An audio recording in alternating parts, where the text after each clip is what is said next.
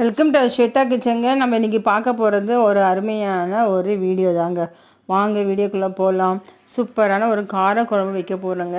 நல்லா என்ன ஒரு ஸ்பெஷாலிட்டின்னா, சின்ன வெங்காயமும் நம்ம வீட்டில் பறித்த கத்திரிக்காங்க. செம்ம டேஸ்ட்டாக இருக்கும் பாருங்கள். செம்மையாக செய்ய போகிறோம். வாங்க வீடியோக்குள்ளே போகலாம். கத்திரிக்காய் பாருங்கள், நம்ம வீட்டு தோட்டத்தில் காய்ச்சது இது. நல்லா பிஞ்சு கத்திரிக்காய், நாட்டு கத்திரிக்காய்ங்க.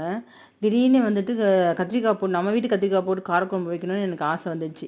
அப்படியே தோட்டத்துக்குள்ளே போயிட்டு காய் பறிச்சுட்டு வந்துட்டு அப்படியே ஃப்ரெஷ்ஷாக நம்ம காரக்குழம்பு வைக்கிறோம். சரிங்களா? அதுக்கு தகுந்த மாதிரி சின்ன வெங்காயமும் கிடச்சிது. அதனால் நல்லா பூண்டு போட்டு நல்லா வைக்க போகிறோம். வாங்க எப்படி செய்யலான்னு பார்க்கலாம். நல்லெண்ணெய்லாம் செய்ய போகிறேன்.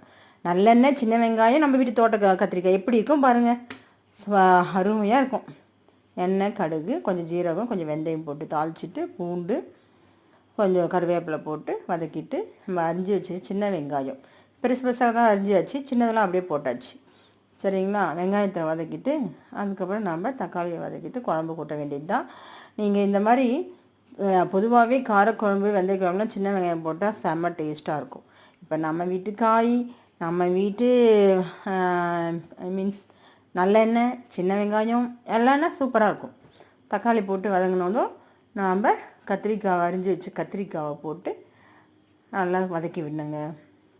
நம்ம கத்திரிக்காயில் நிறைய மருத்துவ குணம் இருக்குது.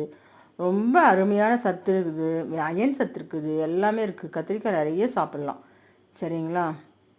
இப்போ வந்துட்டு பெருங்காயத்தூள் போட்டாச்சு.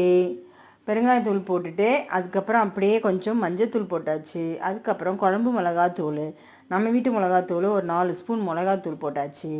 புளி கரைச்சல் ஒரு எலுமிச்சை மழை அளவுக்கு புளி கரைச்சி வச்சுருக்கிறேன். அதை வந்துட்டு அப்படியே ஊற்றிக்க வேண்டியது தாங்க. அவ்வளோதான். கலந்து விட்டுட்டு நம்ம புளி கரைச்சலை ஊற்றி திட்டமாக, குழம்பு திட்டமாக உப்பு போட்டுக்கணும்.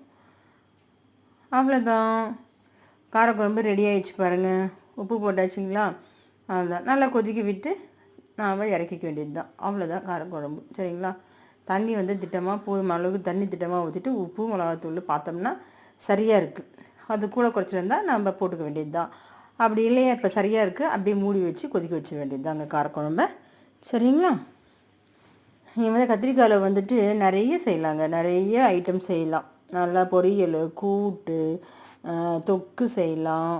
அதுக்கப்புறம் வந்துட்டு கத்திரிக்காய் எண்ணெய்க்காய் செய்யலாம், சாம்பார், நிறைய டிஷ்ஷு செய்யலாம் கத்திரிக்காயில். கத்திரிக்காய் வந்து ரொம்ப காமன் வெஜிடபிள். சரிங்களா? குழம்பு ரெடி ஆகிடுச்சு. நீங்களும் இதே மாதிரி செஞ்சு பாருங்கள் உங்கள் வீட்டில். இந்த வீடியோ லைக் பண்ணுங்கள், ஒரு லைக் போடுங்க, ஒரு சப்ஸ்கிரைப் பண்ணுங்கள் ஃப்ரெண்ட்ஸ்.